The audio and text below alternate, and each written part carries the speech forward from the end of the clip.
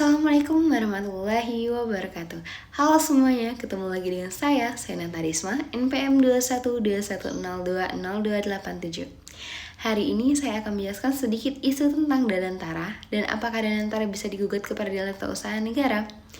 Danantara merupakan singkatan dari Daya Ananta Nusantara, adalah lembaga badan pengelola investasi dana kekayaan negara yang diluncurkan pada 24 Februari 2025 oleh Presiden Prabowo sendiri.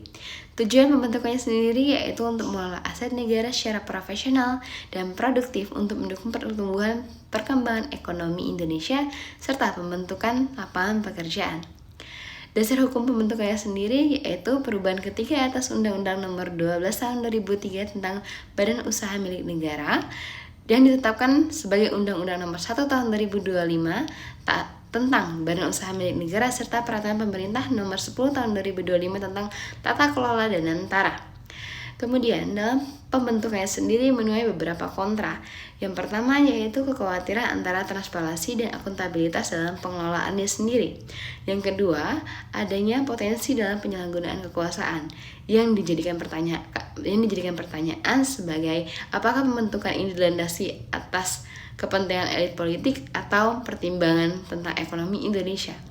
Dan yang ketiga yaitu keputusan dianggap terlalu terburu-buru dan kurang akan diskusi publik. Hal ini yang menimbulkan berbagai pertanyaan dengan bagaimana mekanisme tentang Danantara sendiri dan siapa pihak yang akan diuntungkan atas terbentuknya lembaga ini. Yang keempat yaitu resiko terhadap keuangan dan hutang negara yang dikhawatirkan mengenai tentang pelaksanaan yang tidak sesuai dengan rencana dan dasar hukum yang kuat akan merugikan masyarakat Indonesia sendiri. Dan masih banyak sekali tentang pertentangan atas program ini. Kemudian apakah Danantara bisa digugat di Peradilan Tata Usaha Negara? Tentu saja bisa. Hal ini dikarenakan Danantara sendiri merupakan keputusan tata usaha negara yang dibuat oleh pejabat administrasi negara di lingkungan pemerintah.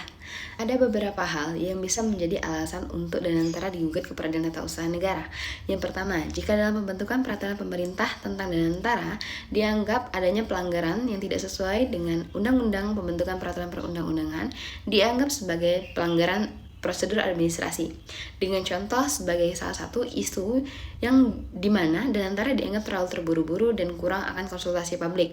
Hal ini tidak sesuai dengan pasal 96 ayat 6 Undang-Undang Nomor 13 Tahun 2022 tentang pembentukan peraturan perundang-undangan.